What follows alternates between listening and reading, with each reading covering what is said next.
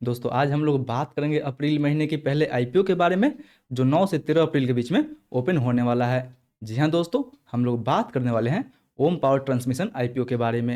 हालांकि दोस्तों वैसे तो फिलहाल अभी मार्केट ठीक नहीं है, पर फिर भी हम लोग देखेंगे कि अगर ये आईपीओ ओपन हो रहा है तो क्या हमें इस आईपीओ में अप्लाई करनी चाहिए या फिर नहीं करनी चाहिए। जी हाँ दोस्तों, हर एक डिटेल को हम लोग एकदम से डिटेल में डिस्कशन करने की कोशिश करेंगे। तो आप दोस्तों बस इस वीडियो के अंत तक बने रहें, ताकि ओवरऑल आपको इस आईपीओ में क्या डिसीजन लेनी चाहिए उसका एक बेटर व्यू मिल सके। तो फिर चलिए बिना आपका समय गंवाए सीधा वीडियो में आगे बढ़ते हैं।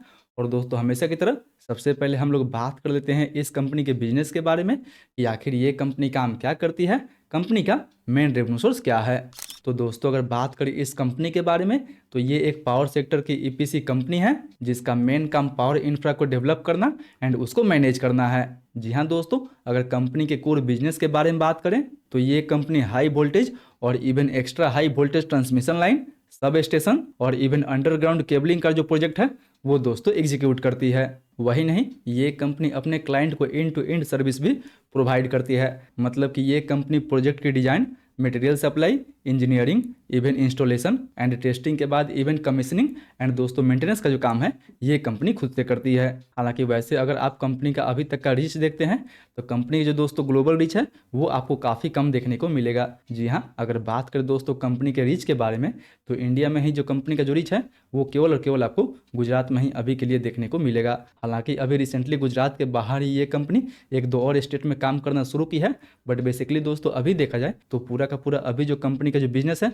वो दोस्तों गुजरात स्टेट में ही आपको देखने को मिलेगा। यानी दोस्तों अगर ओवरऑल बात करें तो ये कंपनी एक पावर ट्रांसमिशन कंपनी है, जो बिजली को एक जगह से दूसरी जगह ट्रांसमिट करने के लिए जानी जाती है।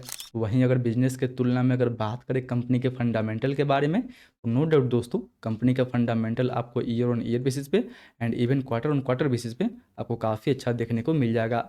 वो या तो कंपनी का रेवेन्यू हो गया, प्रॉफिट हो गया, या फिर इवन प्रॉफिट मार्जिन हो गया, हर एक सेगमेंट में आपको काफ़ी अच्छा खासा ग्रोथ देखने को मिलेगा।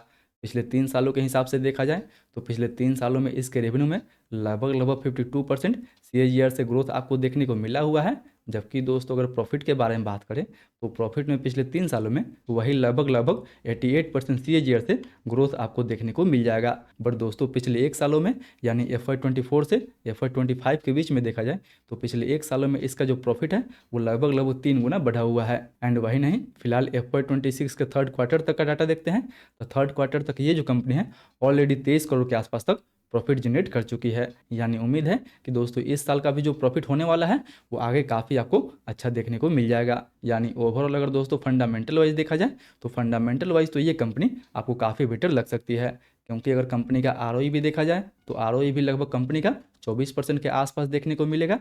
कंपनी का ROC भी लगभग 26% के आसपास देखने को मिलेगा। जबकि डेट टू इक्विटी वही लगभग 0.32 का है।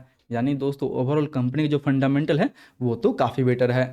बट फंडामेंटल की तुलना में दोस्तों अगर कंपनी के वैल्यूएशन के बारे में बात करें तो नो डाउट वैल्यूएशन के लिए आप इस कंपनी को इसके पीर के साथ यहाँ पे कंपेयर कर सकते हैं। एंड क्लियरली आप देख सकते हैं कि दोस्तों ये जो कंपनी है फिलहाल अपना IPO वही लगभग 20 के P रेशियो पे लेके आ रही है। जबकि राजेश पावर जो इससे काफ़ी बड़ी कंपनी है वो ऑलरेडी लगभग 16 के P पे ट्रेड कर रही है। वही नहीं, इसके अलावा अगर आप एडविट या फिर विवाना पावर का भी P रेशियो देखते हैं तो वो भी लगभग इससे तो आपको कहीं ज़्यादा ही देखने को मिलेगा। पर दोस्तों P रेशियो की तुलना में अगर बात करें इसके अर्निंग पर शेयर के बारे में, तो इसका जो अर्निंग पर शेयर है वो सभी कंपनियों से आपको काफ़ी कम देखने को मिलेगा। यानी ओम पावर का अर्निंग पर शेयर आपको काफ़ी कम देखने को मिलेगा, जबकि P रेशियो इवन आपको राजेश पावर से ज़्यादा देखने को मिलेगा। यानी क्लियरली आप यहाँ पे देख सकते हैं कि इसका P रेशियो भी राजेश पावर से ज़्यादा है, अर्निंग पर शेयर भी इसका राजेश पावर से काफ़ी कम है। एंड इवन दोस्तों अगर बात कर ले रेवेन्यू के बारे में, तो रेवेन्यू के मामले में भी आप देख सकते हैं कि राजेश पावर से ये कंपनी काफ़ी छोटी है। इसलिए यहाँ पे हम लोग दोस्तों क्लियरली बोल सकते हैं कि कंपनी का फंडामेंटल तो ठीक है, बट वैल्यूएशन वाइज ये जो कंपनी है अपना IPO हायर वैल्यूएशन पे लेके आ रही है। आगे जो भी ये कंपनी ग्रोथ करने वाली है उसका वैल्यूएशन ये जो कंपनी है वो पहले से ही मांग रही है। वहीं अब अगर इस IPO की डिटेल के बारे में बात कर लें तो ये IPO 9 से 13 अप्रैल के बीच में ओपन होने वाला है, जिसका प्राइस बैंड 166 रुपये से लेकर 175 रुपये पर शेयर रखा गया है। बात कर ले दोस्तों इस IPO के टोटल इशू साइज के बारे में, तो इसका टोटल इशू साइज लगभग 150 करोड़ के आसपास होने वाला है, जिसमें से 132 करोड़ का फ्रेश इशू होगा एंड लगभग 17.5 करोड़ का ऑफर फॉर सेल आपको देखने को मिलेगा। जी हाँ दोस्तों, ये इस कंपनी के लिए काफ़ी अच्छी बात है कि इस आईपीओ से ये कंपनी जितना फंड रेज करेगी उसका ज़्यादातर पैसा जो है वो कंपनी के पास जाने वाला है, जिसको ये कंपनी अपने business growth and even debt repayment करने के लिए यूज करेगी। यानी अभी देखा जाए तो कंपनी के ऊपर लगभग 38 करोड़ का डेट है एंड आईपीओ के बाद ये कंपनी लगभग 25 करोड़ का डेट जो है वो रिपेमेंट कर देगी। उसके बाद कंपनी के ऊपर दोस्तों काफ़ी कम लोन बचेगा एंड इसीलिए आईपीओ के बाद हम लोग इस कंपनी को इवन दोस्तों डेट फ्री भी कंसीडर कर सकते हैं। वहीं 10 रुपये के फेस वैल्यू पे मिनिमम हम इसमें एक लॉट अप्लाई कर सकते हैं। एक लॉट में हमें 85 शेयर मिलेगा, जिसके लिए हमें 14,875 रुपये तक इन्वेस्ट करना होगा। वहीं बात करें दोस्तों इस आईपीओ में कोटा के बारे में, तो जी हाँ, ये आईपीओ प्रॉफिटेबल है, इसलिए इस आईपीओ में रिटेल के लिए 35% के आसपास कोटा रहने वाला है। हालांकि वैसे तो आईपीओ काफ़ी छोटा है, तो इवन ये आईपीओ फुल्ली सब्सक्राइब होता है तो मैं भी अलॉटमेंट मिलना इस आईपीओ में मुश्किल हो सकता है। बट फिलहाल दोस्तों अभी तो देखना होगा कि तीसरे दिन तक इस आईपीओ को क्यूआईबी की तरफ से, एचएनआई की तरफ से एंड इवन रिटेल की तरफ से कैसा रिस्पॉन्स मिलता है। तो फाइनली दोस्तों इन सारे फैक्टर को देखते हुए अगर हम बात कर लें कि क्या हमें इस आईपीओ में अप्लाई करनी चाहिए या फिर नहीं करनी चाहिए, तो वैसे अभी देखा जाए तो फिलहाल इसके ग्रे मार्केट में अभी आपको कोई डिमांड देखने को नहीं मिलेगा। फिलहाल जैसा आप देख ही रहे हैं कि मार्केट भी ठीक नहीं है, ऊपर से कंपनी जो है वैल्यूएशन में इन्वेस्टर्स को कोई छूट नहीं दी है। हालांकि वैसे कंपनी का फंडामेंटल आपको ठीक देखने को मिलेगा, बिजनेस भी इवन ठीक है, बट अभी का जो मार्केट कंडीशन है वो लिस्टिंग गेंस के लिए तो दोस्तों बिल्कुल फेवरेबल नहीं है। इसलिए अगर आप केवल लिस्टिंग गेंस के लिए इस आईपीओ में जाना चाहते हैं तो पहले आपको दूसरे एंड इवन तीसरे दिन तक वेट करनी चाहिए। दूसरे दिन के बाद अगर इवन ठीक ठाक क्यूआईबी में सब्सक्रिप्शन देखने को मिलता है, दूसरे दिन के बाद अगर जीएमपी में भी ठीक ठाक डिमांड रहता है, तब कहीं आप जाके इस आईपीओ में लिस्टिंग गेंस के लिए दोस्तों अप्लाई कर सकते हैं।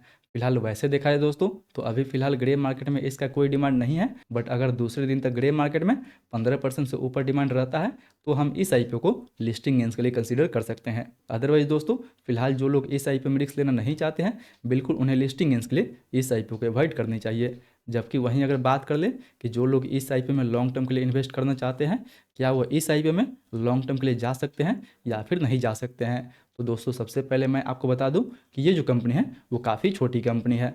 अगर कंपनी का पूरा मार्केट कैप देखा जाए तो पूरा मार्केट कैप लगभग आपको 600 करोड़ के आसपास देखने को मिलेगा, जो कि बिल्कुल दोस्तों एक काफ़ी स्मॉल कैप कंपनी है। यानी जितना इसमें आगे आपको ग्रोथ देखने को मिलेगा उतना ही कंपनी के ऊपर रिस्क भी आपको देखने को मिलेगा।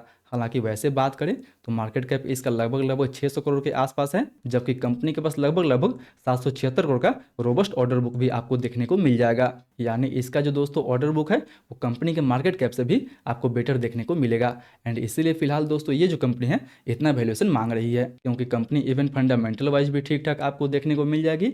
ईयर ऑन ईयर बेसिस पे कंपनी के प्रॉफिट में भी आपको काफ़ी अच्छा जंप देखने को मिलेगा एंड नॉट इवन दोस्तों प्रॉफिट, जबकि अगर आप प्रॉफिट मार्जिन भी देखते हैं तो प्रॉफिट मार्जिन भी कंपनी का काफ़ी अच्छा आपको एंड काफ़ी बेटर देखने को मिलेगा।